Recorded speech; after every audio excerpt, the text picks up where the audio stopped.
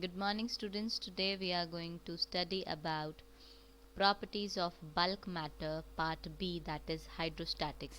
आज जो हम स्टार्ट करने वाले हैं, आज हम हाइड्रोस्टैटिक्स के बारे में पढ़ेंगे. ठीक है, तो हाइड्रोस्टैटिक्स के बारे में पढ़ने से पहले आपको पता होना चाहिए कि फ्लूइड्स क्या होते हैं, आपके फ्लूइड्स क्या होते हैं. ठीक है, तो सबसे पहले फ्लूइड्स की बात करते हैं. देखिए, फ्लूइड्स जो होते हैं वो ऐसे सब्सटेंस को नाम दिया गया है जो फ्लो होते हैं, विच बिगिंस टू फ्लो. फ्लूइड्स क्या होते हैं? आपके ऐसे सब्सटेंस जो फ्लो होते हैं. The name given to a substance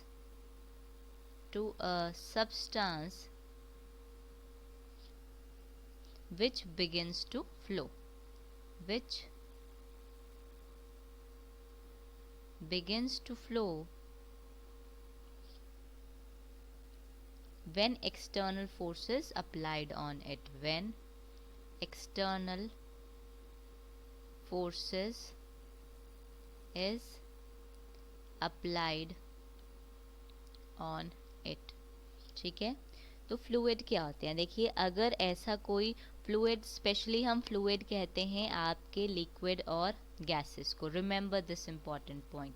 fluid की कैटेगरी में सिर्फ लिक्विड ही नहीं आते हैं. कई स्टूडेंट्स को लगता है कि फ्लूइड सिर्फ लिक्विड होते हैं. नहीं, गैसेस भी फ्लूइड होती हैं. ठीक है, तो जो गैसेस हैं आपकी और जो लिक्विड हैं आपके, वो दोनों ही फ्लो कर सकते हैं, इसीलिए उन्हें फ्लूइड कहा जाता है. ठीक है, तो ऐसे substance which begins to flow when external forces applied on it. जब बाहर से external force ऐसे substances पर लगाई जाती हैं और वो flow करना शुरू कर जाते हैं, ऐसे substance को हम fluid कहते हैं. Okay, remember this important point.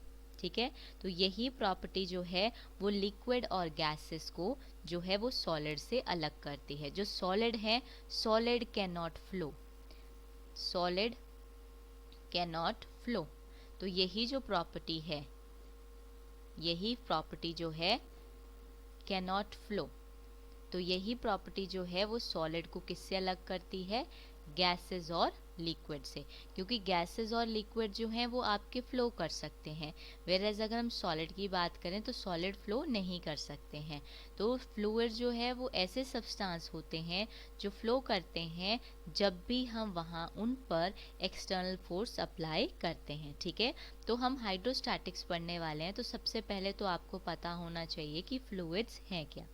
दूसरी इम्पॉर्टेंट चीज़ जो आपको इसमें पता होनी चाहिए वो है हाइड्रोस्टैटिक्स.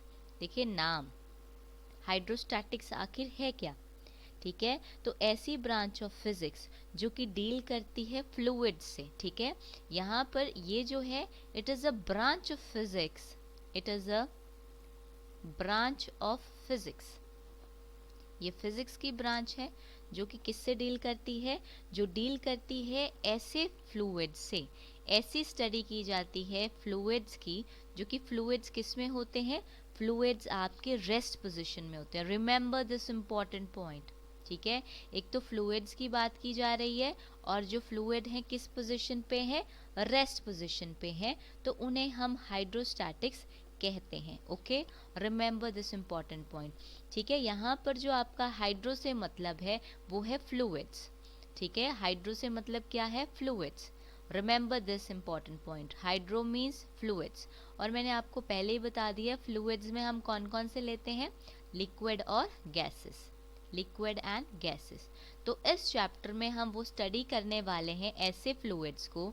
फ्लूइड्स हो गए आपके लिक्विड या गैसेस जो कि आपका स्टैटिक पोजीशन में है. स्टैटिक का मतलब होता है रेस्ट पोजीशन में. ओके, तो ऐसी फिजिक्स, ऐसी ब्रांच फिजिक्स की जो कि किससे डील करती है? Study of fluids at rest, that is known as hydrostatics. उसे हम हाइड्रोस्टैटिक्स कहते हैं. Okay, remember this important point. ठीक है, तो हाइड्रोस्टैटिक्स में हम यही पढ़ने वाले हैं. और जहाँ बात आती है हाइड्रोडायनामिक्स की, जो कि हम नेक्स्ट टॉपिक है आपका, नेक्स्ट चैप्टर जो लेंगे तो उसमें पढ़ेंगे हाइड्रो डायनामिक्स, जो कि हम सी पार्ट में पढ़ेंगे इसके बाद. तो हाइड्रो तो हो गया आपका, हम फ्लूइड के ही बारे में पढ़ेंगे. लेकिन ऐसे फ्लूइड्स के बारे में जो डायनामिक पोजीशन में, डायनामिक जो होता है वो मोशन के लिए यूज किया जाता है, ठीक है। तो the branch of physics which deal with the study of fluid in motion, ऐसे फ्लूइड जो मोशन में होते हैं उन्हें हम हाइड्रोडायनामिक्स में पढ़ते हैं, और ऐसे जो फ्लूइड्स जो आपके रेस्ट पोजीशन में होते हैं उन्हें हम हाइड्रोस्टैटिक्स में पढ़ते हैं। ओके, तो ये आपका बहुत इंपॉर्टेंट है। देखिए, कोई भी आपने चैप्टर शुरू करना है तो बेसिक आपको पता होने चाहिए कि जो हम टर्म्स उस चैप्टर में यूज़ करने वाले हैं, हाइड्रो का मतलब क्या है, स्टैटिक्स का मतलब क्या है, फ्लूइड्स का मतलब क्या है, तभी आप फिर उसमें आगे चल सकते हैं। Okay, now let us start the next topic. Now the next topic is fluids exert thrust. ठीक है, अब इसका क्या मतलब है कि फ्लूइड्स किस तरह से एग्जर्ट करते हैं thrust. Okay, so let us explain this with the help of an example. ठीक है, सबसे पहले हम क्या ले लेते हैं, कंटेनर ले लेते हैं, इसमें फ्लूइड डाल देते हैं। ऑब्वियस सी बात है, फ्लूइड डालेंगे तो उसमें बहुत सारे मॉलिक्यूल्स होंगे। ठीक है, let us take these are the molecules. अब देखिए क्या है, हमने फ्लूइड इस कंटेनर में डाल रखा है। जो मॉलिक्यूल है फ्लूइड के वो क्या होंगे, वो रैंडम मोशन में होंगे ड्यू टू थर्मल वेलोसिटी की वजह से। अब रैंडम मोशन में होंगे तो कॉन्स्टेंटली क्या करेंगे, वॉल के साथ कोलाइड करेंगे। अब वॉल के साथ जब मॉलिक्यूल कोलाइड करेगा तो दोबारा से रिबाउंड होगा, कोलाइड करेगा दोबारा से क्या करेगा, रिबाउंड करेगा, ये मॉलिक्यूल टकराएगा, रिबाउंड करेगा। ठीक है, तो हम यहाँ पर ये कह रहे हैं कि क्या होता है, जो फ्लूइड होते हैं रैंडम मोशन में होते हैं थर्मल वेलोसिटी की वजह से। अब वो कॉन्स्टेंटली क्या करते रहते हैं, जो कंटेनर की वॉल्स हैं उससे टकराते रहते हैं और रिबाउंड होते हैं। तो अब इसकी वजह से वहाँ पर चेंज आता है momentum, normal to the colliding ball change आएगा मोमेंटम में, ऑब्वियस सी बात है चेंज आएगा। और इसी की वजह से कुछ ना कुछ मोमेंटम वो ट्रांसफर भी कर देते हैं वॉल्स को। अब ये मॉलिक्यूल है, ये टकराएगा वॉल के साथ तो कुछ ना कुछ मोमेंटम ट्रांसफर करेगा वॉल पे। ठीक है, तो ये जो मोमेंटम ट्रांसफर हो रहा है वॉल पे, remember this important point, the momentum transferred, the momentum transferred to the wall normally per unit time by the molecules of fluid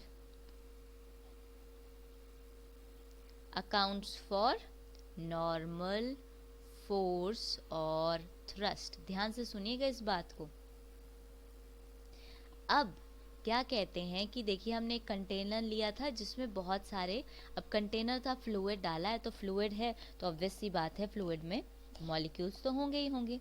अब जो मॉलिक्यूल है फ्लूइड के वो रैंडम मोशन में आपके क्या कर रहे हैं, मूव कर रहे हैं ड्यू टू थर्मल वेलोसिटी। अब वो मूव करेंगे तो ऑब्वियस सी बात है मॉलिक्यूल क्या करेगा, कंटेनर के साथ टकराएगा और दोबारा से रिबाउंड होगा, टकराएगा तो रिबाउंड होगा। तो ऑब्वियस सी बात है जब वो टकराएगा तो मोमेंटम में चेंज तो आएगा ही आएगा, normally to the colliding wall. ठीक है, अब चेंज आएगा तो कुछ ना कुछ मोमेंटम क्या करेगा, वो इस वॉल को भी ट्रांसफर कर देगा। तो जो ये मोमेंटम ट्रांसफर हो रहा है बॉल को, remember the momentum transfer to the wall normally per unit time, जो मोमेंटम ट्रांसफर हो रहा है वॉल को normally per unit time by the molecule, वही जो है आपका क्या बनाता है, नॉर्मल फोर्स या फिर थ्रस्ट बनाता है। Remember this important point. ठीक है, तो this molecule, this momentum transfer to the wall normally per unit time by the molecule of fluid account for normal force और thrust of fluid on the wall of container। तो इसी की वजह से ही ये thrust आता है।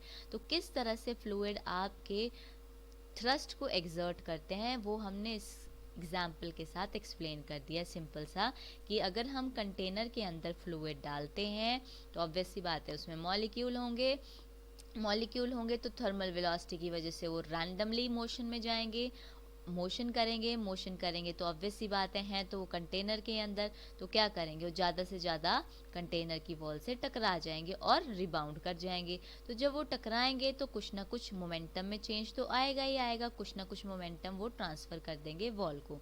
जो मोमेंटम ट्रांसफ़र होता है वॉल को normally per unit time by the molecule of the fluid उसी को क्या कहते हैं आपके, उसी की वजह से जो फ्लूइड होता है वो आपका अकाउंट करता है नॉर्मल फोर्स को या फिर थ्रस्ट को। तो इस तरह से फ्लूइड जो होते हैं वो एक्सर्ट करते हैं thrust. Okay, now let us take next topic. Now let us start a liquid in equilibrium. ठीक है, देखिए अगर हम बात करते हैं लिक्विड की इन इक्विलिब्रियम में, तो हम क्या कहते हैं कि जब भी हम ऑब्जेक्ट को सबमर्ज करते हैं लिक्विड में, at rest the liquid exert a force on the surface of the object in contact with liquid which is always normal to the surface of the object। important point कि देखिए कभी भी किसी भी object को अगर पानी के अंदर डाला जाता है, ठीक है, और लिक्विड जो है वो रेस्ट पोजीशन पे, रिमेंबर इंपॉर्टेंट पॉइंट कि हमारे पास क्या है, कोई ऑब्जेक्ट है, किसी ऑब्जेक्ट को हमने किस में डाल दिया, लिक्विड के अंदर डाल दिया, बट लिक्विड जो है वो रेस्ट पोजीशन पे है, तो लिक्विड जो है उस ऑब्जेक्ट की सरफेस के ऊपर फोर्स लगाता है।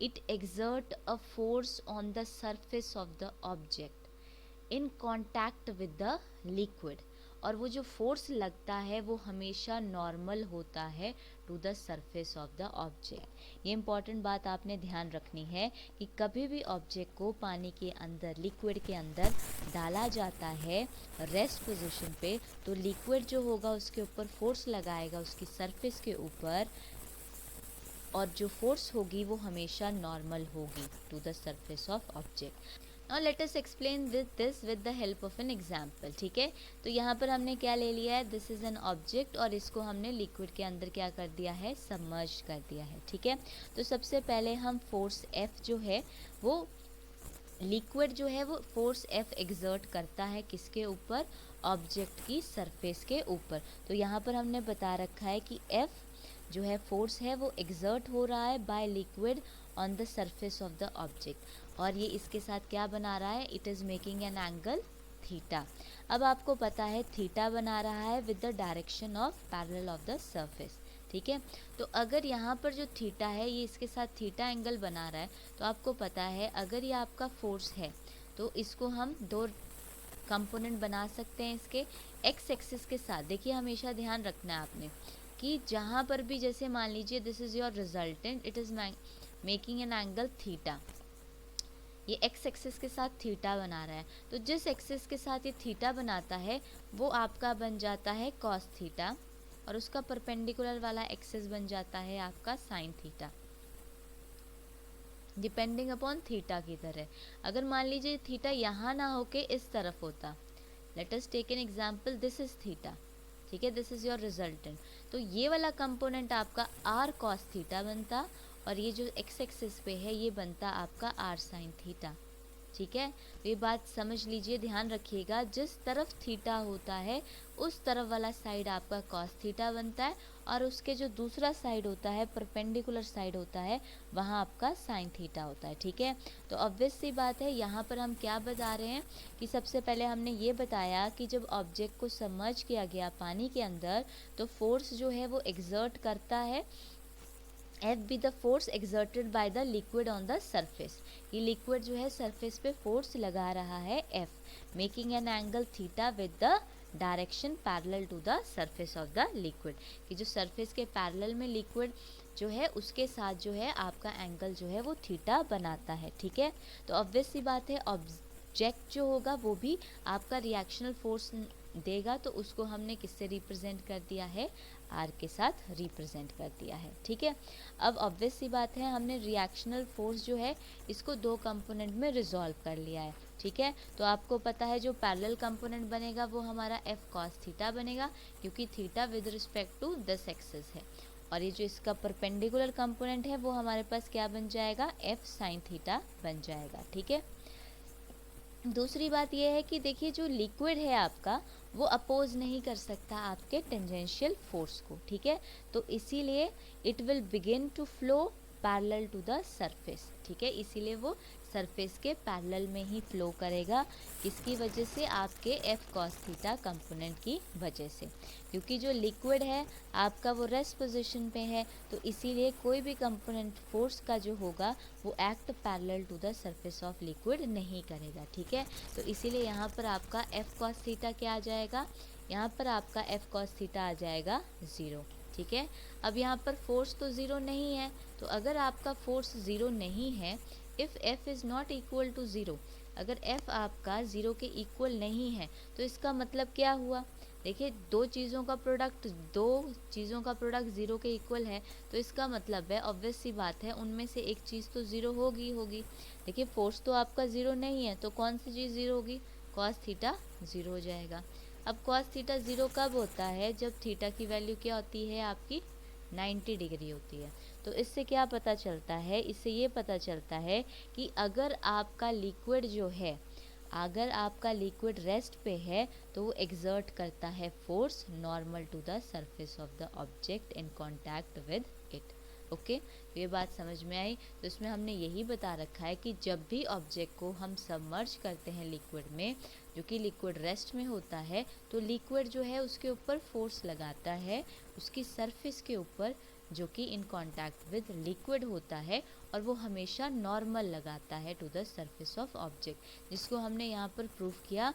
अब ऐसी ही बात आप सिमिलर सिचुएशन जो है फॉर अदर सर्फेसेस के लिए भी कर सकते हैं, जो कि सबमर्ज होता है लिक्विड में रेस्ट पोजीशन पे। ठीक है, तो force exerted by the liquid on the various faces of cubicle body जो है वो की शो कर रखी है यहाँ पर फिगर 2 पे, जो कि ये है आपका फिगर। तो यहाँ पर हमने क्या दिखा रखा है कि जो फोर्स एक्सर्ट कर रहा है liquid on various faces of cubicle body, जिसको हमने लिक्विड के अंदर डाल रखा है, वो इस तरह से कर रखा है। इसको हमने ये एरो के साथ मार्क कर रखा है। दीज आर द फोर्सेस जो किसके ऊपर लग रही है? क्यूबिक के फेसेस पे लग रही हैं। ठीक है, जो कि हमेशा कैसी होती हैं? परपेंडिकुलर होती हैं फेस के, जो भी लिक्विड के कांटेक्ट में होता है। ठीक है, तो यहाँ से हमने क्या ओवरऑल रिजल्ट निकाला कि जो total normal force exerted by the liquid, कि जो टोटल नॉर्मल फोर्स जो है जो लिक्विड एक्सर्ट करता है जब वो रेस्ट पे होता है किसी सरफेस पे जो कि उसकी कांटेक्ट में आती है, उसे हम थ्रस्ट ऑफ लिक्विड कहते हैं। ठीक है, जो एसआई यूनिट होती है थ्रस्ट की, रिमेंबर एसआई यूनिट जो होती है थ्रस्ट की, SI unit of thrust is newton. ठीक है, एसआई यूनिट थ्रस्ट की न्यूटन होती है और सीजीएस यूनिट होती है हमारे पास dyne. Okay, so that is all about for today. If you are having any doubt anywhere, leave the comment below and do like and subscribe our channel. Thank you so much.